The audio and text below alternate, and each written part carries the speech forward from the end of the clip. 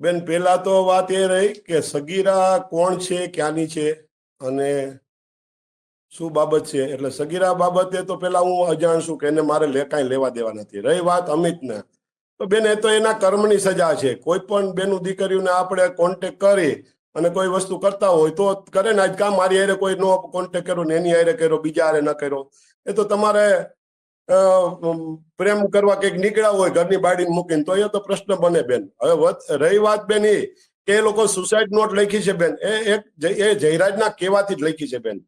આ જયરાજ ત્યાં સવારમાં આવે, એ લોકો બોલાવે, જયરાજ અલગ બોલાવીને બધાને કહેવામાં આવે કે તમે લઈ લ્યો અને તમે જ્યાં સુધી અનિરુદ્ધસિંહ કે રાજદીપસિંહ વિરુદ્ધ ગુનો દાખલ ન થાય ત્યાં સુધી તમે ત્યાંથી એને લાશ ન ઉપાડતા, આવું બધું શીખડાવવામાં આવે.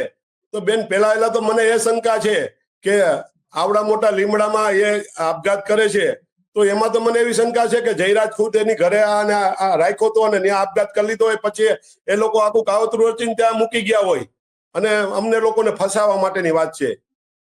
આવી વાત છે. અને બેન હવે વાત એ રહી કે બેન હની ટ્રેપ કેને કહેવાય બેન? તમે કોઈ આગળ પૈસા માગો, કોઈ કેસ કરીને કે કોઈને છેતરપિંડી કરીને તમે ફસાવો અને પછી તમે પૈસા માંગ્યા હોય, એવો દાખલો હોય તો આપે, પોલીસ ખાતું આપે, પૂછે કોણ છે, પૂછે કે તમે અનિરુદ્ધસિંહને મળ્યા છો, રાજદીપસિંહને મળ્યા છો, રાજદીપસિંહ કે અનિરુદ્ધ ક્યારે ફોનમાં તમારી ચર્ચા થઈ છે, એવું પૂછવું જોઈએ ખરેખર. અને પોલીસે તો હું તો એવું કહું છું કે તમારા મીડિયા સમક્ષ મૂકવી જોઈએ, એ સત્ય બોલે જો ખરેખર આવું કઈ હોય. કારણ કે આ તો એક રાજકીય રીતે ફસાવા માટે જયરાજને જોતું હતું, એવું જયરાજે કરી લીધું. કારણ કે અત્યાર સુધી જયરાજના ઘરમાં, એ તો મારા ગામનો છે, સ્વાભાવિક છે બેન. ગામના લોકોને તમે ઓળખતા જ હોય ને બેન, એમાં ક્યાં પ્રશ્ન છે બેન.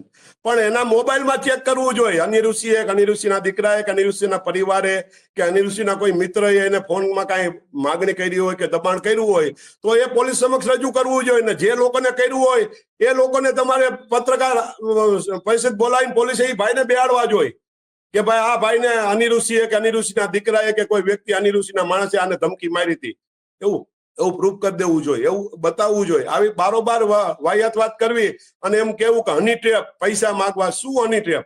હની ટ્રેપ એટલે શું? ના બેન, એ તો લખાવવામાં આવ્યું છે બેન. તમે સુસાઇડ નોટ ને બેન વાંચજો, મેં વાંચી બેન. સુસાઇડ નોટમાં વાંચજો, છેલ્લા કાગળમાં લખ્યું છે એ કાગળે ફેર છે બેન, અને એના અક્ષરે ફેર છે બેન.